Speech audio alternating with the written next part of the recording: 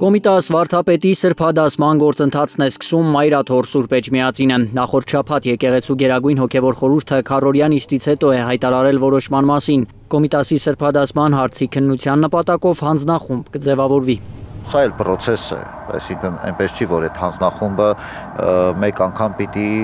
նիստ գումարի եւ որոշում կայացնի։ Պետք է ամբողջ Կոմիտաս վարդապետի կյանքը ուսումնասիրվի, իր նամակները, իր վարքը, իր կյանքի ամբողջ ընթացքը եւ բնականաբար այդ ընթացքում պիտի առաջանան հարցեր, այդ հարցերի պատասխանները պիտի տրվեն եւ ըստ այդմ արդեն հանձնախումբը որոշում կկայացնի։ Սա երկարատև գործընթաց է, ասում է Տեր Եսային, հանձնախմբի կազմն է դեռ որոշվում։ Հայ առաքելական եկեղեցու բոլոր նվիրապետական կառույցներից մասնակիցներ հանձնախմբում եւ անդամներ պետք է լինեն անպայման, ոչ այլ եկեղեցիների։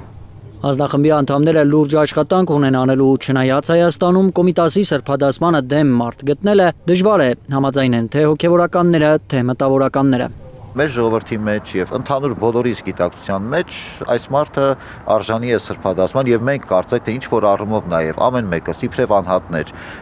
մեր մտքում, մեր հոգում Կոմիտաս վարդապետին հենց այդպես էլ ընկալում ենք։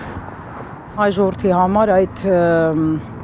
էակը մարդը նույնիսկ ինձ համար նա, չգիտեմ, մարդ էլ չի, նա իսկապես սուրբ է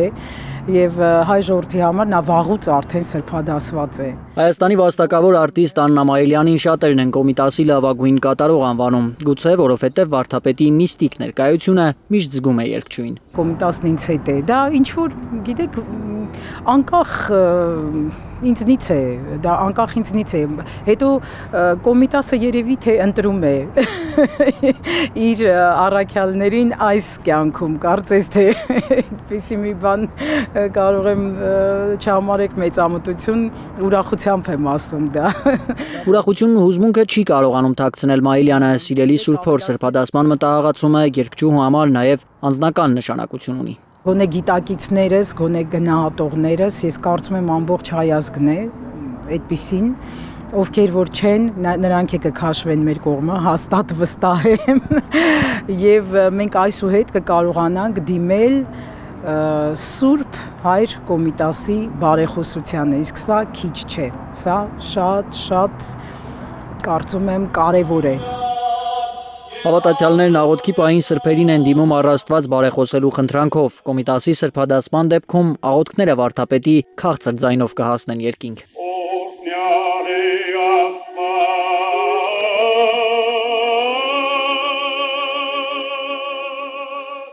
Պատարակը, Կոմիտաս վարդապետի պատարակը անփոխարինելի գանձ է մեզ համար։ Գանձերից իր սիրելին Մայիլյանն էլ է առանձնացնում։ Ինձ համար իր ուրույն, այսպես տաքուկ եւ անգնահատելի, այսպես թանկ տեղը ունի Սիրտիմ Սասանի գանձը, ինքը հենց այդպես կոչվում է գանձ, այդ հոգևոր երգի մշակումը կարծում եմ ի վերուստ տրված անմոռանալի անկրկնելի մի բան է, հենց ժանրը կոչվում է գանձ, բայց Կոմիտասի մշակմամբ նա այդ գանձը եռապատկվել է, կարող եմ ասել։ Հայկական գանձերը մշակելու առաքելությունն էլ Կոմիտասին ի վերուստ էր տրված, համոզված է երգչուհին։ Կոմիտաս վարդապետը հատուկ առաքելությամբ եկավ այս աշխարհ, ծնվեց հատուկ առաքելությամբ փրկելու հայ երգը եւ հայ երգը բարձրացնելու մի այն աստիճանի,